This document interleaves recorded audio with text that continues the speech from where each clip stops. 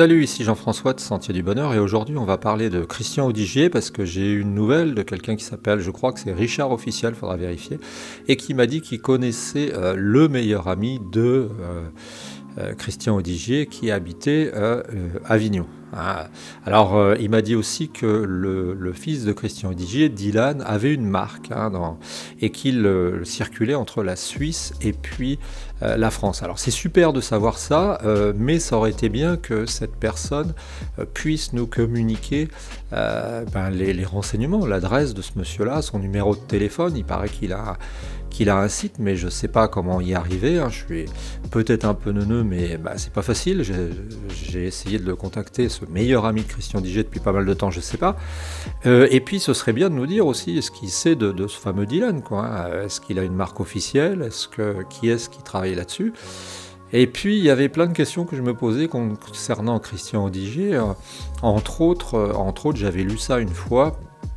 Une question d'ordre légal, c'est-à-dire qu'il avait un certain nombre d'enfants qui ont dû percevoir un héritage, parce que ça a dû être assez compliqué, mais en fait je crois qu'il avait congelé du sperme et qu'il avait la possibilité peut-être de l'utiliser. Il y a eu la possibilité de l'utiliser pour sa deuxième femme.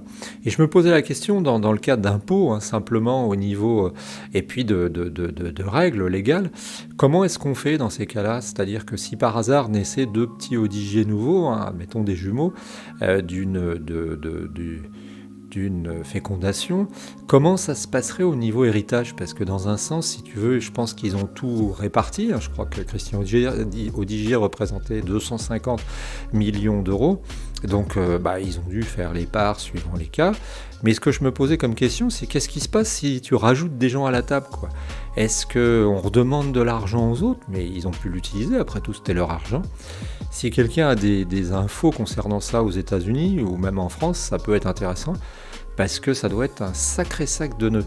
Donc si le fameux, je crois que c'est Richard Officiel, réussi à me recontacter pour me donner l'adresse ou un email où on puisse enfin contacter ce meilleur ami de Christian Audigier, on pourra continuer à travailler, à élargir le cercle, à comprendre.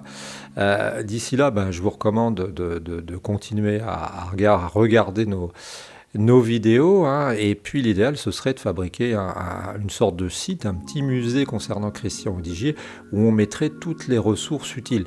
Ça, ce serait vraiment sympa, mais là pour ça il faut pas de l'argent, il faut du temps, et le temps on n'en a pas tous. Donc c'est une sorte de demande pour pouvoir faire des enquêtes, pour pouvoir savoir ce qui s'est passé vraiment à Los Angeles, où en est sa maison, parce que la maison a été apparemment fermée. Il y a une photo qui traîne sur internet où on voit la maison fermée et on voit que Christian Audigier a laissé place au vide.